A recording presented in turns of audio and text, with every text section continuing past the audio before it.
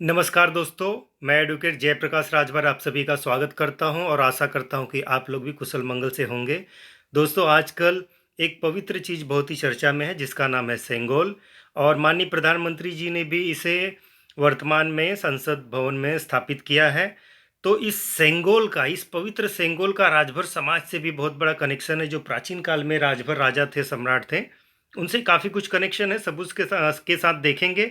और उससे बड़ी बात कि उन राजाओं के जो आकृतियाँ थी उसके बारे में भी चर्चा करेंगे, संरक्षण के बारे में भी चर्चा करेंगे। प्राचीन राजभर राजा भी सेंगोल के द्वारा सत्ता को प्रदान करते थे, यानी कि हस्तांतरण करते थे। तो ये डिस्क्लेमर है। और दोस्तों, बड़े गर्व की बात है कि प्रधानमंत्री जी द्वारा सेंगोल की स्थापना की गई और सम्मान दिया गया। दोस्तों, दक्षिण भारत में प्राचीन काल में एक सम्राट द्वारा अपने उत्तराधिकारी को दिया जाता था। यह एक महान कार्य है और इसकी शुरुआत आज़ाद भारत में स्वर्गीय नेहरू जी ने की थी, जो कि बहुत ही उत्तम कार्य था। अब आपकी स्क्रीन पर जो दिखाई दे रहा है, यह एक इस बात का एविडेंस है, क्योंकि यह एक दस्तावेज है जो बताता है कि ठीक इसी प्रकार का प्रथा उत्तर भारत में भी किया जाता था।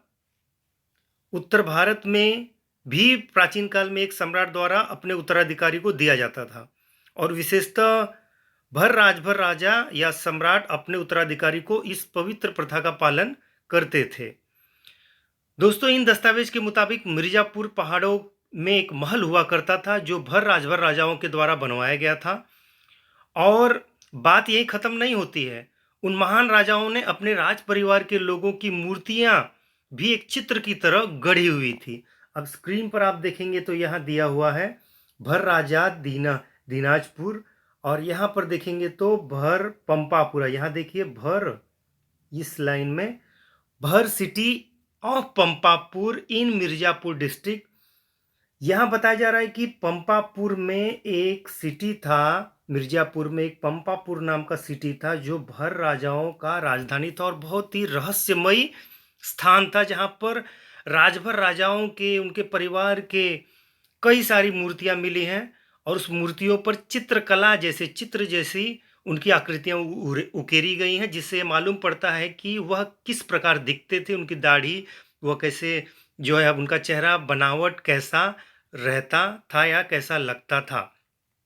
उन मूर्तियों को देखकर यह अंदाजा लगाया जा सकता है कि राजभर राजा किस प्रकार की वेशभूषा पहनते थे, उनकी बनावट कैसी थी, दाढ़ी मूंछ कैसे रखते थे।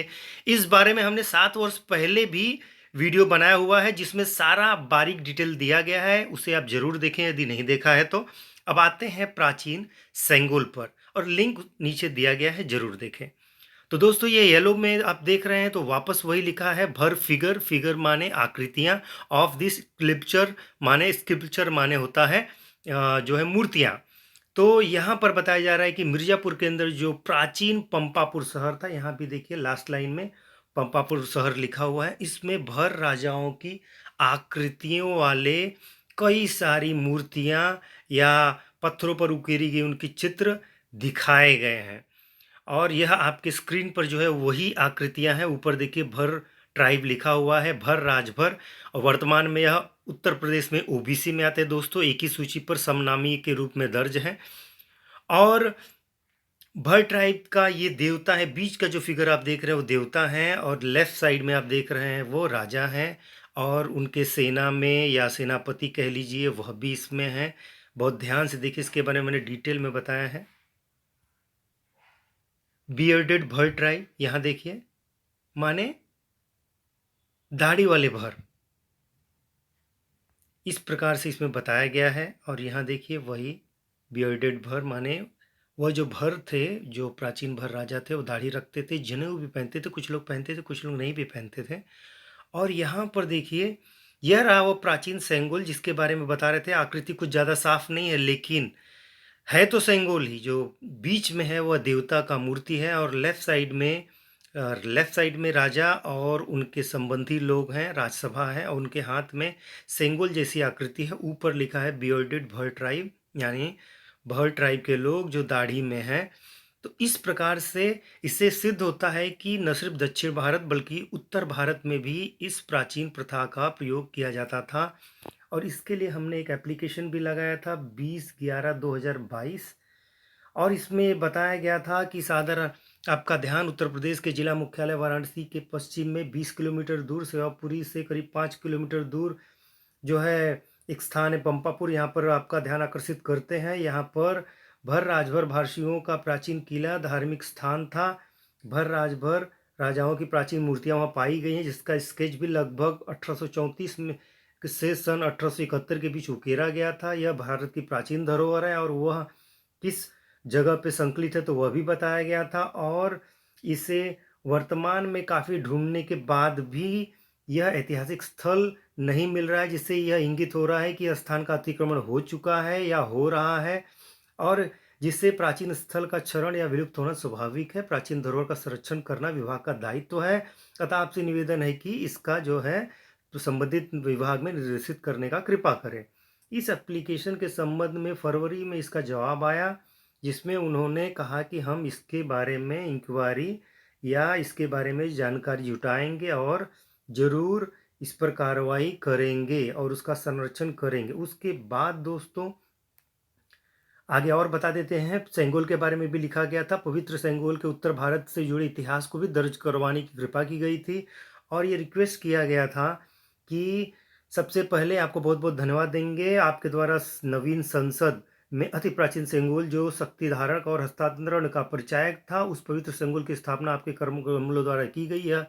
माननीय यशस्वी प्रधानमंत्री महोदय को भेजा गया था और उसमें बताया गया था कि ठीक इसी प्रकार का सेंगोल मूर्तियों के साथ कंतित पंपापुर मिर्जापुर के स्थान पर पाई गई थी और इन प्राचीन आकृतियों, इन प्राचीन मूर्तियों का अब पता नहीं चल रहा है। इसलिए यह हमारा दायित्व है, क्योंकि यह सरकार की धरोहर है, यह देश की धरोहर है, अतः उसका पता लगाया जाए और उसका संरक्षण करने की कृपा की जाए। लास्ट में लिखा गया है कि कंतित पंपापुर बनारस मिर्जापुर क्षेत्र के उत्तर भारत स्थान में को संरक्षित करने का और इतिहास में दर्ज करने का और पवित्र सेंगोल के उत्तर भारत से जुड़े इतिहास को दर्ज करवाने का कृपा करें। साथ साथ में जो प्राचीन भर राजभर भारषियों का जो प्राचीन मूर्तियां था, उन मूर्तियों को भी संरक्षण करना अति आवश्यक है, क्योंकि वह वर्तमान में किसी म्यूजियम में नहीं पाया जाता है और उस स्थान पर भी नहीं है। जैसे लगता है कि या तो अतिक्रमण हो गया या तो उनका क्षरण हो गया है। तो यह सबसे बड़ा इम्पोर्टेंट पॉइंट है कि चलो सेंगोल तो एक तरफ रखते हैं, पहले ये देखते हैं कि वो जो प्राचीन धरोहर है वह लगभग क्षरण हो चुका है और अब वहाँ की प्राचीन मूर्तियाँ लगभग लुप्त हो चुकी हैं और केवल खंडहर बचा हुआ है। और यह हमारे निवेदन के बाद अब जाकर जून में 20 जून में पुरातत्व विभाग की तरफ से यह आदेश जारी किया गया है, जो लखनऊ पुरातत्व विभाग, उन्होंने वाराणसी पुरातत्व विभाग को जो आदेश जारी किया गया है कि कंतित पंपापुर को संरक्षित करने का कष्ट करें।